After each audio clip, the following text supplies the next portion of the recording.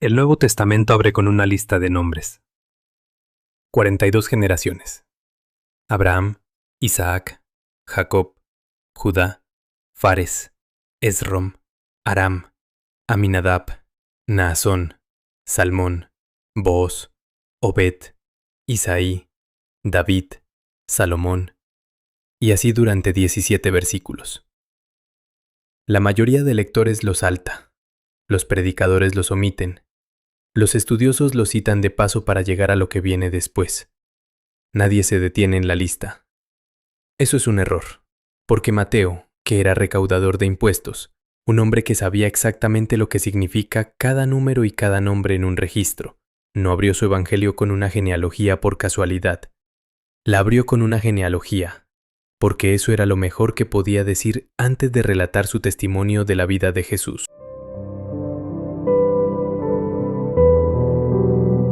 Bienvenido a este nuevo episodio de la serie Metafísica del Nuevo Testamento. En el prólogo de Juan vimos cómo en los 18 versículos se condensaban 5 siglos de filosofía griega y tradición hebrea en torno a la palabra creadora. Si no lo viste, te recomiendo empezar por ahí. En el episodio de hoy, iniciamos el Evangelio de Mateo, y lo hacemos desde el principio, desde la genealogía que abre el texto y que casi nadie considera filosóficamente relevante. Pero quien piensa así, se equivoca. El primer capítulo de Mateo tiene 2 partes que son interdependientes. Ambas se retroalimentan. La primera es la genealogía. 42 generaciones, desde Abraham hasta Jesucristo, estructuradas en 3 bloques de 14. La segunda es el relato del nacimiento. José, María, el ángel y el nombre Emanuel. Hoy vamos a leer las 2 partes como un único argumento filosófico sobre el tiempo, la promesa, la identidad y el modo en que lo nuevo puede entrar en la historia, sin romperla. Al final de este episodio, tienes el ejercicio. Está basado en lo que el filósofo Paul Ricoeur llamó la identidad narrativa, y en lo que el psicólogo Erik Erikson identificó como la crisis de la generatividad, la pregunta de qué es lo que queda de ti cuando ya no estés.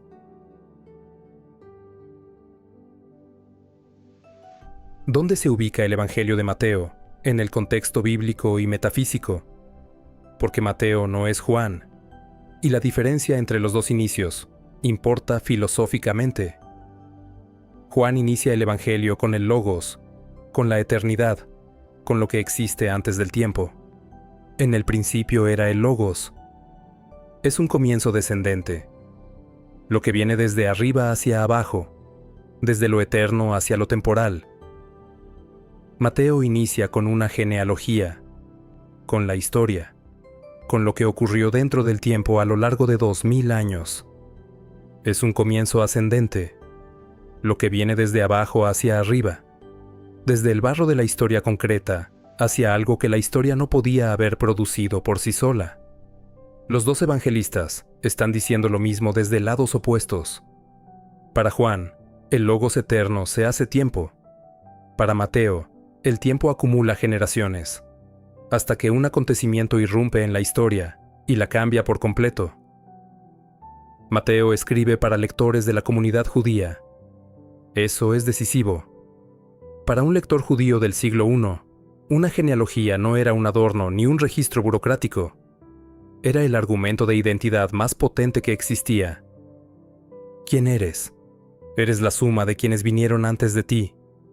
¿A quién perteneces? A la historia que te precede. ¿A dónde vas?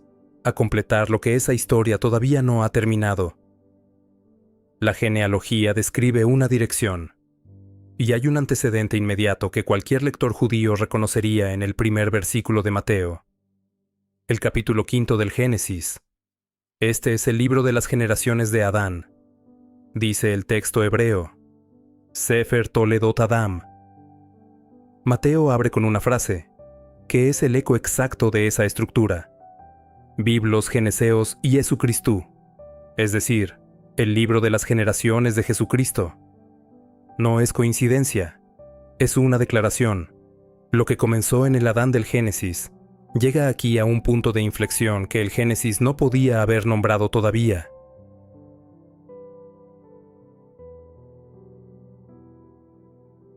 Si nos limitáramos única y exclusivamente a las traducciones del texto, se perderían muchos detalles que pueden extraerse del análisis etimológico de los términos hebreos. Por ello, a continuación se expone el sentido de los términos, que nos permitirán comprender el texto de la genealogía de Jesús de una manera más profunda, y no únicamente como una recopilación de generaciones. En el primer caso, tenemos la expresión Biblos Geneseos, libro de la Génesis, o de las generaciones, del origen. La primera frase de Mateo es una cita deliberada del Génesis.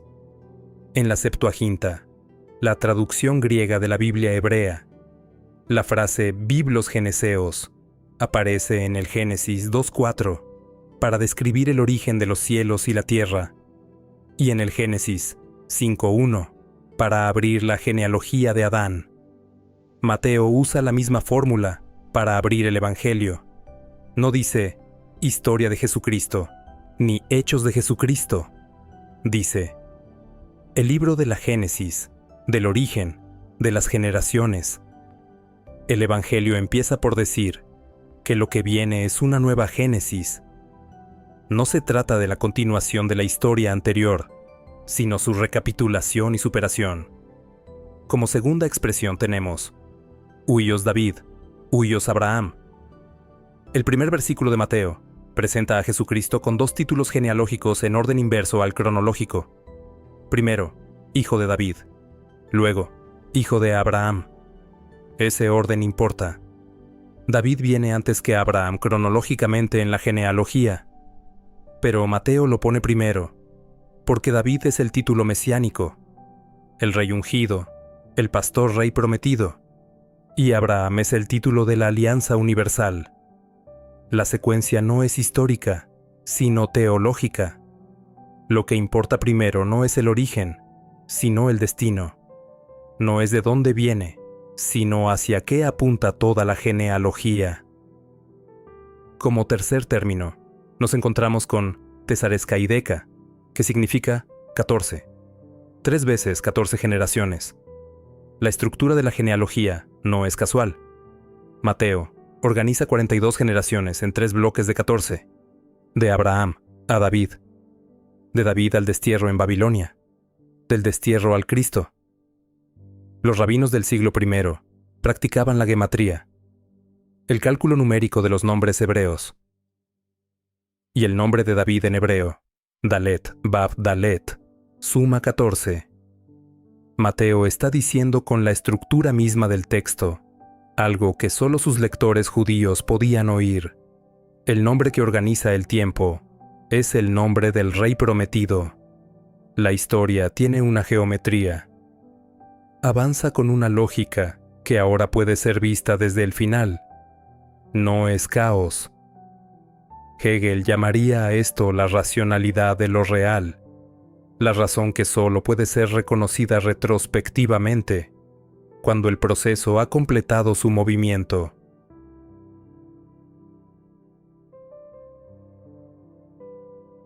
En cuarto lugar tenemos el término metoikesia babilonos, es decir, el destierro o la deportación a Babilonia.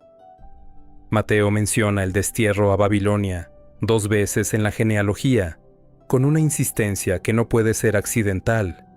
La metoikesia, literalmente el cambio forzado de residencia, el desplazamiento del hogar, es la herida más profunda de la historia del pueblo hebreo. El momento en que todo lo que debía ser eterno, el templo, la tierra, la monarquía davídica, fue destruido, y Mateo lo incluye en la estructura como el punto medio, el momento de quiebre que separa el mundo que fue del mundo que vendrá. Walter Benjamin escribiría sobre la historia como un ángel que ve el pasado como una acumulación de ruinas. La genealogía de Mateo mira esas ruinas, el destierro, la pérdida, el silencio de 400 años, y dice que eso también era parte del movimiento. En último lugar, tenemos el conjunto de nombres formado por Rachab, Ruth, Betsabé, María, las 4 mujeres de la genealogía. En una genealogía patriarcal del siglo I, incluir mujeres es una anomalía deliberada. Pero el escándalo no es solo su género, es su historia. Rahab era prostituta cananea. Ruth era moabita, extranjera de la nación prohibida. Betsabé aparece sin nombre propio, la que fue mujer de Urías, recordando el adulterio y el asesinato de David. Y María es una mujer embarazada antes del matrimonio. Mateo incluye a las 4 con plena conciencia de lo que está haciendo. La genealogía sagrada no pasa por los caminos limpios, sino por las líneas irregulares, los márgenes de la historia. Lo que el texto llama santo no evita lo fracturado, lo atraviesa, lo recoge y lo sana. Jacques Derrida habla de cómo estas 4 mujeres son el rasgo que revela que la genealogía de Mateo no es un registro de la pureza, sino un mapa de la gracia operando precisamente donde la lógica habitual diría que no puede operar.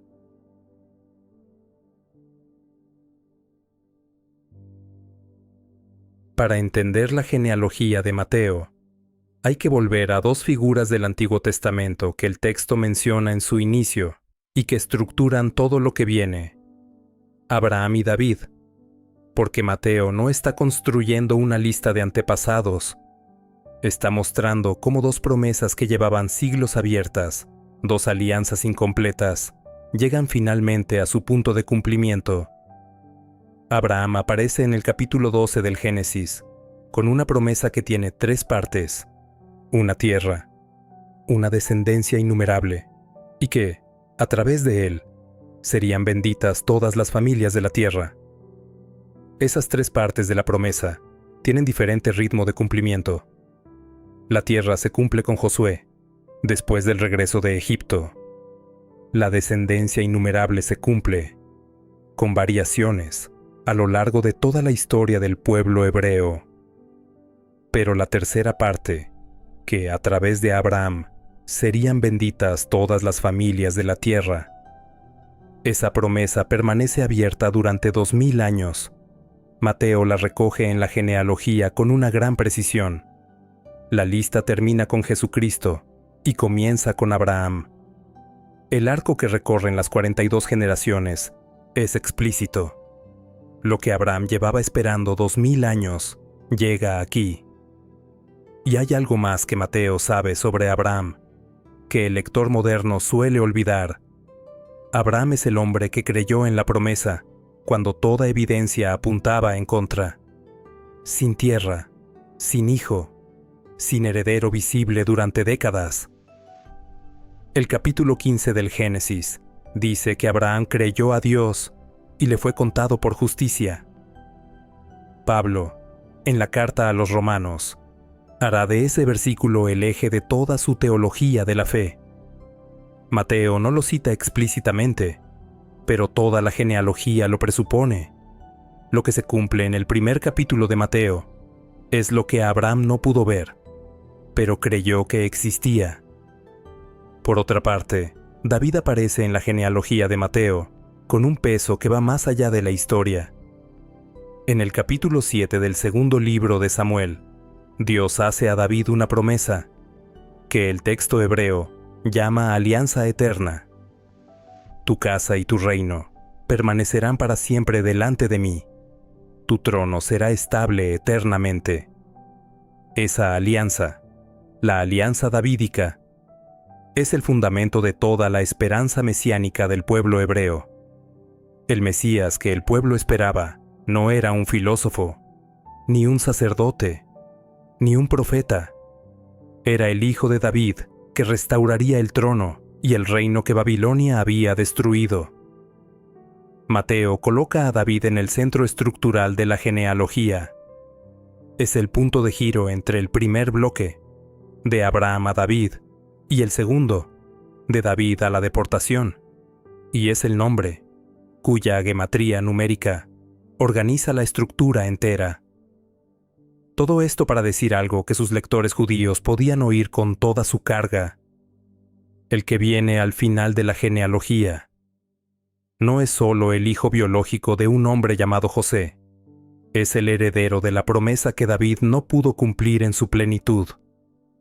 El reino que Babilonia destruyó no se restaura con una victoria militar, pero hay un problema que la genealogía no puede resolver: el nacimiento de Jesús.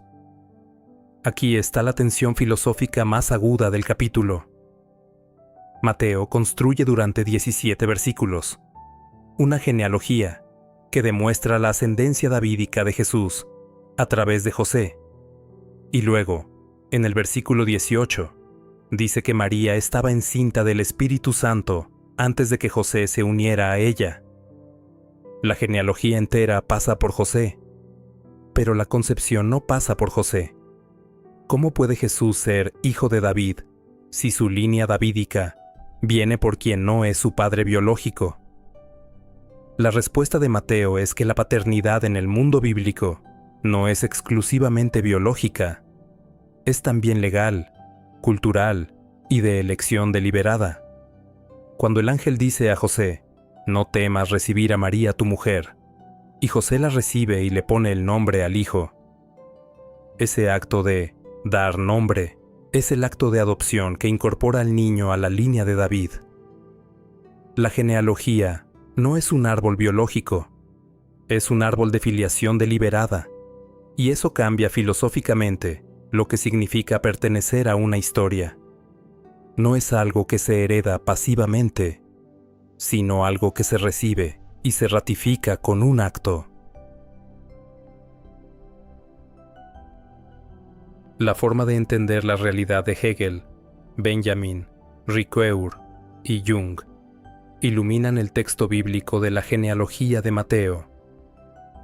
Nos aportan luz para un mayor enriquecimiento de lo que la Escritura nos quiso transmitir. Hegel nos habla en su filosofía cómo el espíritu se despliega a través de la historia. Hegel construyó en las Lecciones sobre la filosofía de la historia uno de los argumentos más ambiciosos de la filosofía occidental. La historia no es una serie de eventos aleatorios e inconexos, sino el despliegue progresivo del espíritu, el Geist, hacia su plena autoconciencia. Lo real es racional y lo racional es real.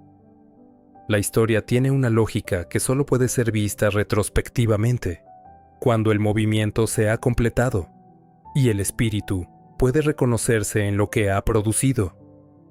La genealogía de Mateo tiene exactamente esa estructura hegeliana: 42 generaciones que solo cobran sentido pleno cuando se leen desde el final. Abraham no podía ver a David. David no podía ver la deportación como parte de un movimiento mayor. Los cautivos de Babilonia no podían ver cómo aquello era el penúltimo movimiento de un proceso que todavía no había llegado a su punto de consumación. El tiempo de Mateo es el tiempo hegeliano, una racionalidad que se despliega dentro del aparente caos de la historia y que solo se revela en el momento en que algo llega a su plenitud. Lo que es racional es real, y lo que es real es racional. Solo al anochecer empieza el búho de Minerva su vuelo. Hegel, Principios de la filosofía del derecho. Por otra parte, tenemos a Walter Benjamin, que nos habla del ángel de la historia y el tiempo mesiánico. Walter Benjamin, en sus Tesis sobre la filosofía de la historia, propuso una imagen que ilumina la genealogía de Mateo. El ángel de la historia, inspirado en el cuadro Angelus Novus de Paul Klee, mira hacia el pasado y ve una catástrofe, una acumulación de ruinas sobre ruinas, mientras el viento del futuro lo empuja irresistiblemente hacia adelante, sin que pueda detenerse. la historia como acumulación de desastres que ningún progreso puede redimir. Pero Benjamin también desarrolló el concepto de Jetztzeit, el tiempo ahora, el tiempo mesiánico, como la irrupción que rompe el continuum del tiempo homogéneo y vacío, el instante en que lo que parecía solo ruina se convierte en la condición de posibilidad de algo que antes era imposible. La deportación a Babilonia, la metoikesia, que Mateo menciona 2 veces, es exactamente ese tipo de irrupción. No se puede comprender como progreso, solo se puede comprender como el momento más oscuro, antes del amanecer que nadie esperaba. El nacimiento en el versículo 18 es el Jetztzeit de Mateo, el instante que recapitula y redime todo el peso de las 42 generaciones anteriores. Por otro lado, tenemos a Paul Ricoeur y la identidad narrativa. Paul Ricoeur desarrolló en Tiempo y Narración, y en Sí mismo como otro, el concepto de identidad narrativa, la idea de que la identidad de una persona y de una comunidad no es una esencia fija que se posee, sino una historia que se cuenta y que se reinterpreta constantemente. No soy quien soy en abstracto. Soy quien soy en la medida en que puedo narrar coherentemente de dónde vengo, qué me ha ocurrido y hacia dónde voy. La identidad es narrativa, no sustancial. La genealogía de Mateo es el ejercicio más comprimido de identidad narrativa que existe en la literatura antigua. En 17 versículos, una comunidad entera se da a sí misma una historia que le permite comprender quién es, a qué promesas pertenece y qué significa que algo nuevo haya irrumpido en esa historia. Y cuando Mateo añade las 4 mujeres irregulares, está haciendo lo que Ricoeur llama la refiguración del relato. La historia recontada, que incluye lo que el relato oficial habría excluido, y que al incluirlo se vuelve más auténtica, no menos.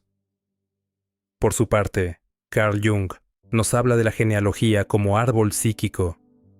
Jung observó en Tipos psicológicos y en Aion que la familia no es solo un sistema social, es la estructura más primitiva del inconsciente colectivo, el conjunto de imágenes, patrones, heridas y capacidades que se transmiten de generación en generación, de maneras que ninguna voluntad individual puede controlar completamente. Lo que los sistemas familiares contemporáneos llaman lealtades invisibles, Jung lo llamaba la sombra genealógica, lo no resuelto en una generación, que se convierte en la tarea de la siguiente. La genealogía de Mateo, leída desde Jung, no es solo historia, es el árbol psíquico de una humanidad que lleva 42 generaciones, acumulando tanto sus logros como sus heridas no resueltas. La traición de Judá, el adulterio de David, la deportación, el largo silencio. Y lo que irrumpe en el versículo 18 es, en términos junguianos, la irrupción del self en una historia que el ego colectivo no podía haber producido. El nacimiento no es el fruto de la genealogía, es la interrupción que la genealogía hacía posible. A través de ella, irrumpe el self.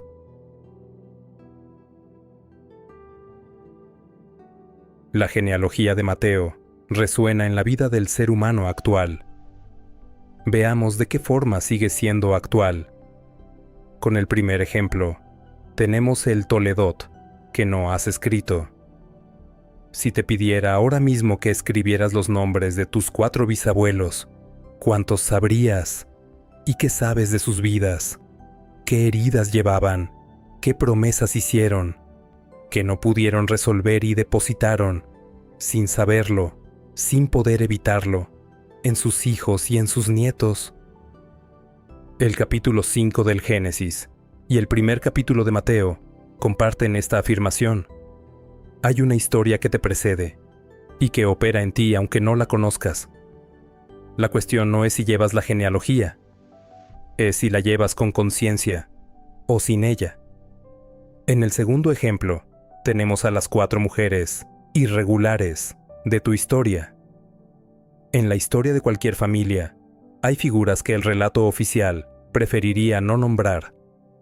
El antepasado que fracasó, la rama que tomó un camino distinto, el hijo que se desvinculó de los patrones familiares y se convirtió en la oveja negra, el episodio que se convirtió en secreto familiar. La genealogía de Mateo incluye a Rahab, a Ruth, a Betsabé y a María. Las figuras que ningún genealogista del siglo I habría elegido incluir en un documento de legitimación. Mateo las incluye precisamente porque en ellas opera una lógica que el relato oficial no puede ver.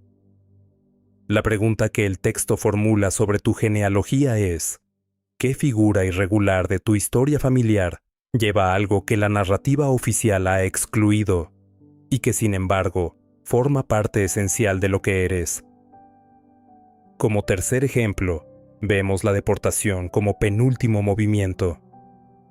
Hay momentos en la vida, el fracaso que parecía definitivo, la pérdida que parecía irreversible, el silencio que parecía permanente, que tienen la estructura de la metoikesia de Babilonia, el desplazamiento forzado de todo lo que considerabas tu hogar. Mateo incluye ese momento en la genealogía, no como el punto final, sino como el penúltimo movimiento antes de algo que la deportación hacía posible, pero que ella misma no podía generar. Benjamín llamaría a eso la redenibilidad del pasado, es decir, la capacidad del presente de resignificar lo que el pasado vivió como catástrofe sin fin.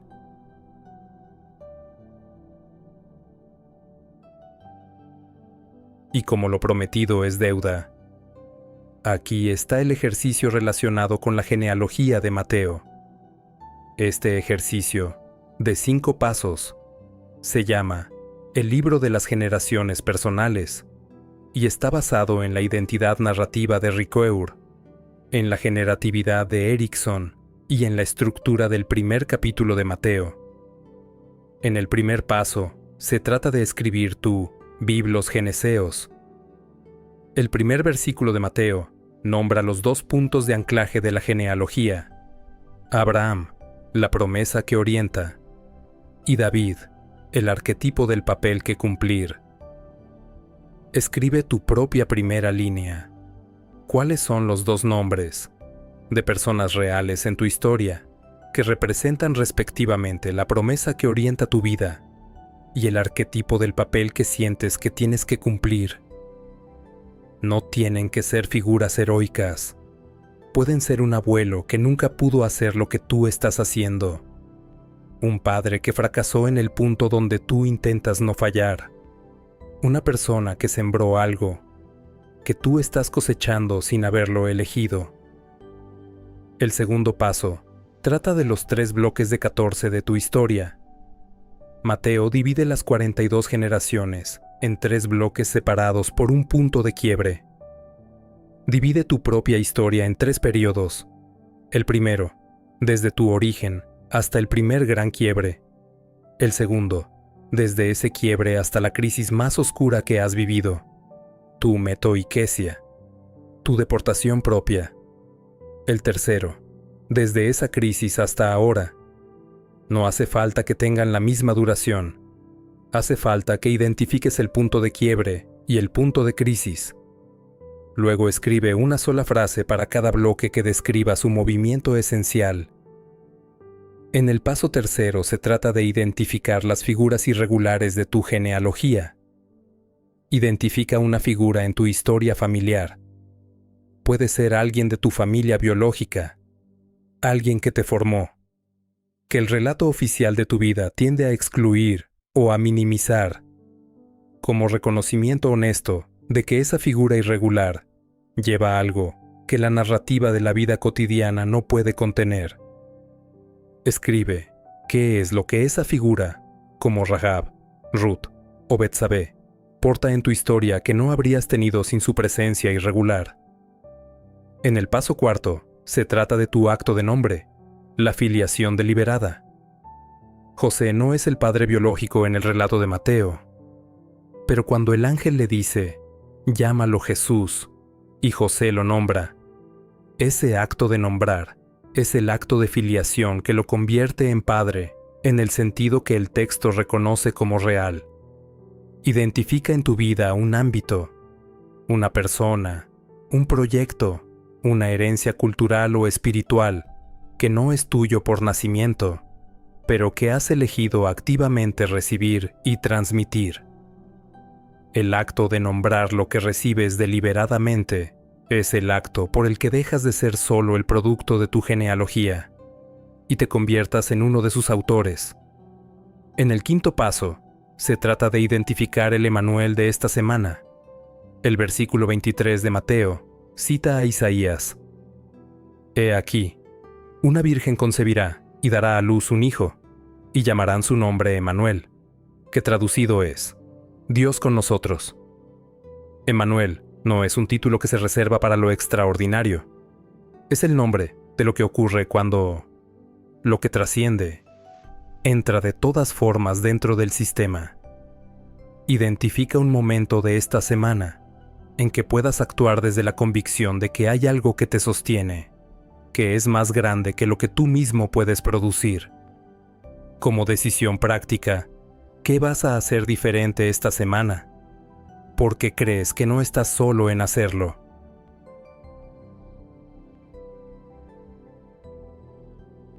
Tenemos, pues, que el primer capítulo del Evangelio de Mateo no es solo una lista de nombres, que hay que saltarse para llegar a lo que importa. Mateo 1 representa la raíz, el fundamento de lo que ocurre después.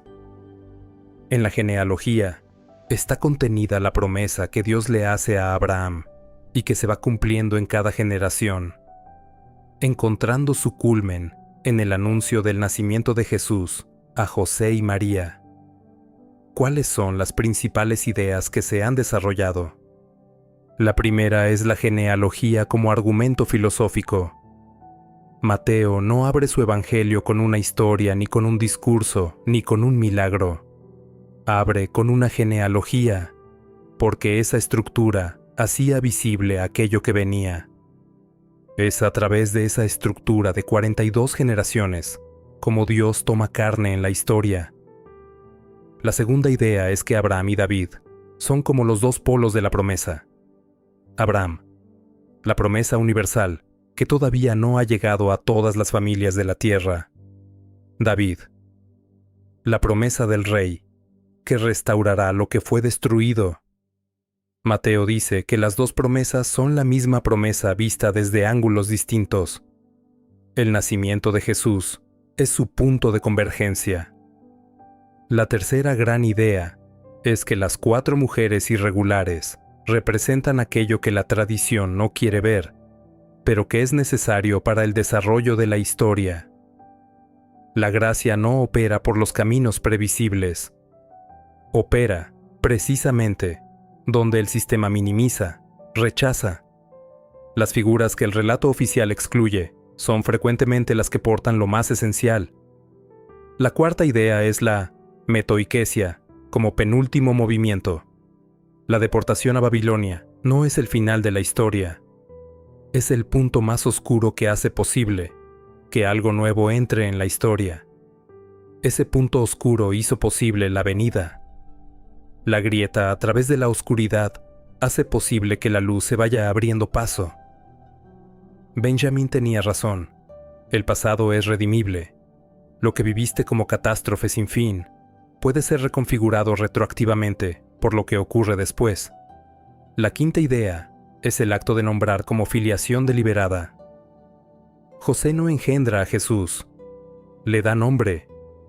Y ese acto de nombrar es el acto de filiación que el texto reconoce como real. La identidad narrativa de Ricoeur dice lo mismo. No somos solo lo que hemos recibido, somos lo que hemos elegido recibir y transmitir con conciencia.